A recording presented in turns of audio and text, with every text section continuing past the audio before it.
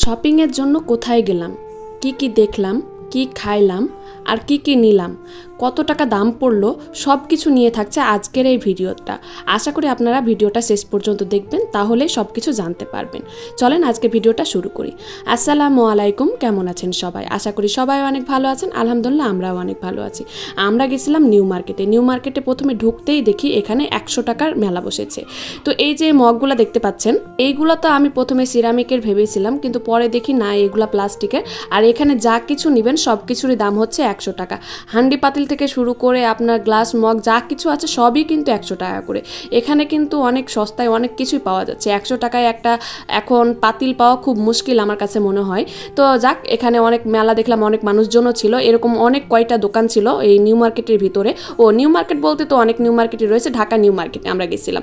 তো ভিতরে অনেক কিছু আমরা দেখছিলাম। তো তার ভিতরে আমরা একটা জিনিস কেনার জন্য গেছিলাম, যেটা কেনার জন্য আমাকে এত বেশি হয়রানি হতে হয়েছে যা বলার বাইরে। আমরা ভাবতেও পারিনি যে একটা প্রোডাক্ট কেনার জন্য আমরা পুরা নিউ মার্কেট খুঁজে ফেলে দিলেও এটা খুঁজে পাবো না। শুধু নিউ মার্কেট না, আমরা উত্তরাতেও গেছিলাম এর আগে, তো সেখানেও আমরা খুঁজে পাইনি যেটা খোঁজার জন্য আসছিলাম। তো আমরা কি খোঁজার জন্য এত কিছু এত হয়রানি শিকার হয়েছি সেটা আপনাদেরকে লাস্টে গিয়ে আমরা অবশ্যই বলবো বা দেখাবো। তো চলেন আপনারা ভিডিওটা শেষ পর্যন্ত কন্টিনিউ করেন। তো তার ভিতরে আপনাদেরকে অনেক কিছুই আমরা দেখাবো যেগুলোর দাম সম্পর্কে আপনাদের ধারণা আসবে। তো এখানে আমরা কুকারিজের যে আইটেমগুলো পাওয়া যায় সেগুলোর ভিতরে ঢুকেছিলাম। কুকারিজের দোকানগুলোতে আমরা দেখছিলাম। আপনাদের একটা কথা বলে রাখি, অবশ্যই আমরা কুকারিজ আইটেম কেনার জন্যই গেছিলাম। তো কুকারিজ আইটেমের মধ্যে তো অনেক কিছু থাকে, সেটা আসলে কি যে এত হয়রানি হয়ে আমরা খুঁজে বেড়াচ্ছি। তো আপনাদের ভাইয়া প্রত্যেকটা দোকানে গিয়ে এভাবে জিজ্ঞাসা করছিল যে আমরা যেটা খুঁজছি অ্যাকচুয়ালি সেটা আছে কি না।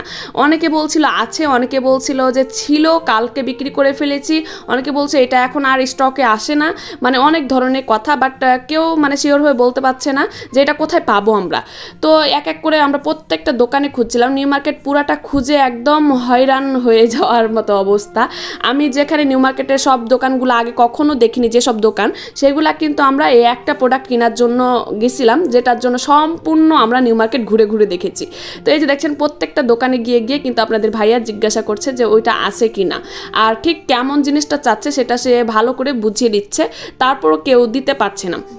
অনেকে বলছে আছে, যে দোকানগুলোতে আমরা গিয়ে অনেকক্ষণ বসে থাকছি, বাট পরে এসে বলছে যে না, শেষ হয়ে গেছে, স্টকে নাই। তো তারপর যাইতে দেখলাম এখানে কুকারিজের আইটেম তো আছে। তো এখানে সোনা রূপার মতো যে জিনিসগুলো আমার এত আকর্ষণীয় লেগেছে যা বলার বাইরে। এগুলো হচ্ছে কাঁসার জিনিস, তো দেখতে একদম পুরো সোনার মতো মনে হচ্ছে, তাই না? তো আপনাদের ভাইয়া বলছিল এগুলো সোনার, ওইগুলো রূপা, দেখো দুই রকম দুই দিকে রাখা আছে। তো সত্যি তাই, ওই রকমই লাগছিল দেখতে, অনেক সুন্দর লাগছিল। আর একটা কথা কি জানেন, যে কুকারিজের দোকানের সামনে দিয়ে যখন মেয়ে মানুষ যায়, প্রয়োজনীয় কোনো কিছু নিতে যদি নাও হয়, তারপর মনে হয় যে আমার সব কিছুর প্রয়োজন রয়েছে, আমার সব কিছু বাসায় নিতে হবে, এরকম। কুকারিজ আইটেমের প্রতি মেয়েদের, বিবাহিত মেয়েদের বিশেষ করে অন্যরকম একটা টান বা আকর্ষণ কাজ করে, যেটা আমারও কাজ করে। আপনাদের কাজ করে কিনা অবশ্যই কমেন্ট করে জানাবেন যে এরকম কুকারিজ জিনিস দেখলে নিতে ইচ্ছে করে কিনা। তো তারপর আমরা এই শপটাতে আসি। এখানে আসার পর যদিও একটা মিস্টেক হয়, ভাইয়ারাদেরকে না বলে আমি ভিডিও শুরু করেছিলাম, তো বলে যে ভিডিও করা যাবে না। তো এখানে আমরা একটা ডিনার সেট দেখার জন্য আসছিলাম, আমরা একটা ডিনার সেট নিতে চাচ্ছি আর কি, সেই জন্য এখানে দামাদামি করছিলাম, কেমন নিলে ভালো হয় আর কি। তো পরে উনি বলে যে ভিডিও নেওয়া যাবে না, ভিডিও নিয়েন না। তো আমি পরে আবার ভিডিওটা নিয়ে ভিডিওটা বন্ধ করে দিয়েছিলাম। তারপর এই পাশে আসি, রুম ডেকোরেশনের অনেক রকম জিনিসপত্র পাওয়া যাচ্ছিল। এখানে এই যে সুইট হোম লেখা যে ছোট্ট একটা গোল রাউন্ড শেপের ছিল, এটার দাম আপনাদের ভাইয়া জিজ্ঞাসা করছিল। এটার দাম চাচ্ছিল 700, 800, 1000, 1400 এরকম টাইপের দাম ছিল, এক একটার দাম এক এক রকম। তো এখানে একটা সুন্দর জিনিস দেখে আমার চোখ আটকে যায়। এই যে দেখেন, ছোট্ট একটা কলা গাছ। এই শোপিসটা না আমার কাছে খুব বেশি সুন্দর লাগছিল। তো এটার দাম চাইলো 700 টাকা, অনেক বেশি দাম, আমার কাছে বেশ বেজায় দাম লেগেছে এখানকার জিনিসপত্রে। নিউ মার্কেটে নাকি সস্তায় জিনিসপত্র পাওয়া যায়, তো এখানে এত বেশি দাম যা বলার বাইরে। এখানে এই যে এই শোপিসটা দেখেন, এটা এত সুন্দর, আমার তো খুব ভালো লাগছিল, একদম সাদা কালার ফ্লাওয়ার, রুম ডেকোরেশনের জন্য এই জিনিসগুলো অনেক সুন্দর। তো তারপর আমার আরও একটা কুকারিজের দোকানে আসি। এখানে আসার পর এখানেও আপনাদের ভাইয়া জিজ্ঞাসা করছিল, এখানে এই যে দেখেন কুকারিজের যে আইটেমগুলা অনেক সুন্দর, অনেক প্রয়োজনীয় অনেক কিছুই রয়েছে। তারপর একটা দোকানে আসি, এখানে এই যে এই ভাইরাল যে কি বলবো এটা মিক্সার, এই মিক্সারটা এত বেশি ভাইরাল, আপনারা অবশ্যই ফেসবুকে এটা দেখে থাকবেন এই ভাইরাল যে মিক্সারটা। তো এটা দেখার পর আমি বললাম যে ভাইয়া এটা প্রাইস কত, তো এটা বললো যে 1100 না 1400 ঠিক মনে পড়ছে না, এরকমই দাম ছিল। তো এখানটা প্রথমে দেখেন আপনার ওপরটা কিন্তু স্টিলনেস আর নিচটা কিন্তু প্লাস্টিক। আপনাদেরকে আমি বলে রাখি এটাতে কিন্তু শুকনা মরিচ, আপনি ধনিয়া, হলুদ এগুলা গুঁড়া করতে পারবেন, আদা রসুন না। তারপর এই যে এইগুলো আমরা দেখছিলাম, এগুলা দাম একটা দাম 600, একটা দাম 700, একটা দাম 1400 এরকম দাম ছিল। এগুলা আদা রসুন পেস্ট করা যাবে।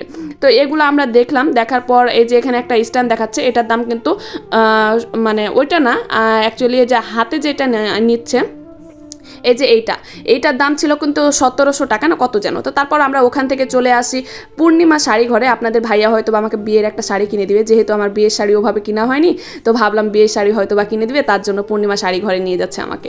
তো এখানে আসার পর অনেক সুন্দর সুন্দর লেহেঙ্গা, শাড়ি, বিয়ের শাড়ি অনেক কিছুতেও দেখলাম। তো অ্যাকচুয়ালি বিষয়টা এরকম ছিল না, কোনো শাড়ি কিনে দেওয়ার জন্য নিয়ে আসিনি, মানে আমরা শাড়ি কেনার জন্য আসছিলাম। সেটা হচ্ছে যে বিয়ের শাড়ি না, একটা আগের দিন অফার দেখেছিলাম, অফার দেখে আমি এখানে এসেছিলাম। তো অফারে 12 অবস্থা দেখতেই পাচ্ছেন আপনারা, এত পরিমাণে ভিড় যে কোনো কাপড়ে হাত দেওয়ার মতন সুযোগ নাই। পূর্ণিমা শাড়ি ঘরে এত পরিমাণে সবসময় ভিড় থাকে, আমি কোনোদিন গিয়ে কোনোভাবে একটা প্রোডাক্ট আমি কিনতে পারিনি এদের এখান থেকে, এত ঝামেলা এত গ্যাঞ্জাম থাকে এখানে।